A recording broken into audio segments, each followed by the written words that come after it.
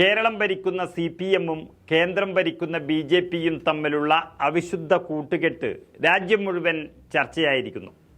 എല്ലാവർക്കും അറിയാം അവരുടെ ബന്ധത്തിൻ്റെ ആഴം. ഇത് യാഥാർത്ഥ്യമാണെന്ന് വിശ്വസിക്കുന്നത് കൊണ്ടുതന്നെ മാധ്യമങ്ങൾ അമിത്ഷായോട് തന്നെ കാര്യങ്ങൾ ചോദിച്ചിരിക്കുന്നു. രാജ്യത്ത് മറ്റൊരിടത്തുമില്ലാത്ത തരത്തിൽ ഇന്ത്യ മുന്നണിയിലെ ഒരു പാർട്ടിയുമായി ഉണ്ടാക്കിയിട്ടുള്ള രഹസ്യ കാമുക ബന്ധം അമിത്ഷാ ചിരിച്ചുകൊണ്ട് തള്ളിയെങ്കിലും ഒരുപാട് ചോദ്യങ്ങൾ അതിൽ ബാക്കിയാവുകയാണ്. കേരളത്തിൽ BJP-യും CPM-ഉമായി ധാരണയുണ്ട് എന്ന ആരോപണം ശരിയല്ലേ എന്ന് ചോദിച്ചപ്പോൾ കേന്ദ്ര ആഭ്യന്തരമന്ത്രി അമിത്ഷാ പറഞ്ഞത് ഇങ്ങനെയാണ്: മുഖ്യമന്ത്രിക്കെതിരെയുള്ള ആരോപണങ്ങളെല്ലാം കോടതിയിലാണ്. ഞങ്ങളുടെ ഭാഗത്തു നിന്ന് എന്തെങ്കിലും നടപടി ഉണ്ടായാൽ അതിനെ രാഷ്ട്രീയ പകപോക്കലെന്ന് വിളിക്കും.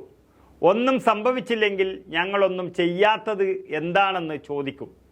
അതാണ് അമിത്ഷാ പറഞ്ഞിരിക്കുന്നത്. അമിത്ഷാ പറഞ്ഞതുപോലെ മുഖ്യമന്ത്രി പിണറായി വിജയനെതിരെ ഏത് കേസാണ് കോടതിയിൽ കിടക്കുന്നത്?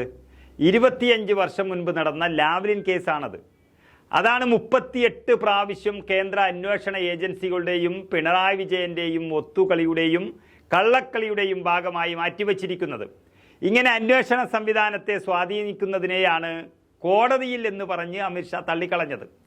ഇനി കോടതിയിൽ ഉള്ളത് പോട്ടെ, ഡിപ്ലോമാറ്റിക് ബാഗേജിൽ സ്വർണം കടത്തിയ കാര്യം, അതുപോലെ വിദേശകാര്യ വകുപ്പിനെ മറികടന്ന് ചട്ടങ്ങൾ ലംഘിച്ച കാര്യം, പാരിതോഷികം കൈമാറിയത്, സ്വർണ്ണക്കടത്തിൻ്റെയും ഡോളർ കടത്തിൻ്റെയും വിവിധ തലങ്ങളെപ്പറ്റിയുള്ള വെളിപ്പെടുത്തൽ, ഇതെല്ലാം സ്വപ്ന സുരേഷ് 164 സ്റ്റേറ്റ്മെൻറ്റായി കോടതിയിൽ കൊടുത്തിട്ടും എല്ലാവരോടും വിളിച്ചു പറഞ്ഞിട്ടും അമിത്ഷായുടെ ED-യും NIA-യും CBI ഒന്നും എന്തുകൊണ്ട് പിണറായി വിജയൻ്റെ അടുത്തേക്ക് വന്നിട്ടില്ല എന്നതാണ് വലിയ ചോദ്യം.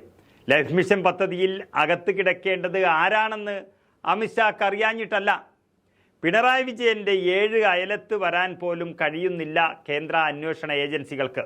നമുക്കറിയാം, ഈ രാജ്യത്ത് ഏത് കമ്പനിയിൽ നിന്നായാലും സംഭാവനയായി പണം കൈപ്പറ്റാൻ രാഷ്ട്രീയ പാർട്ടികൾക്ക് അധികാരമുണ്ട്. അതിന് പ്രത്യേക വകുപ്പുണ്ട്. എന്നാൽ സത്യപ്രതിജ്ഞ ചെയ്ത് അധികാരത്തിലിരിക്കുന്ന ഒരു മുഖ്യമന്ത്രിക്ക് അതിന് കഴിയില്ല. അപ്പോഴാണ് കരിമണൽ ഖനനം നടത്തുന്ന കമ്പനിയിൽ നിന്നും PV എന്നൊരാൾ പണം കൈപ്പറ്റിയിരിക്കുന്നത് എന്ന കണ്ടെത്തൽ പരിശോധനയിലുണ്ടായത്.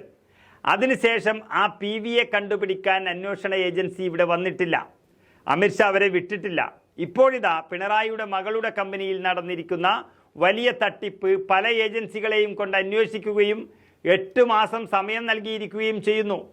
കോൺഗ്രസ് നേതാക്കന്മാരാണ് ഇത്തരം കാര്യങ്ങൾ ചെയ്തത് എങ്കിൽ 8 മാസമല്ല 8 മണിക്കൂറിൽ വന്ന് അന്വേഷണ സംഘമെത്തി അറസ്റ്റ് ചെയ്യുമായിരുന്നു. ഇത്രയൊക്കെ ആത്മബന്ധവും രഹസ്യ നീക്കുപോക്കും ഉള്ളയിടത്താണ് അമിത്ഷാ കിടന്ന് ഉരുളുന്നത്.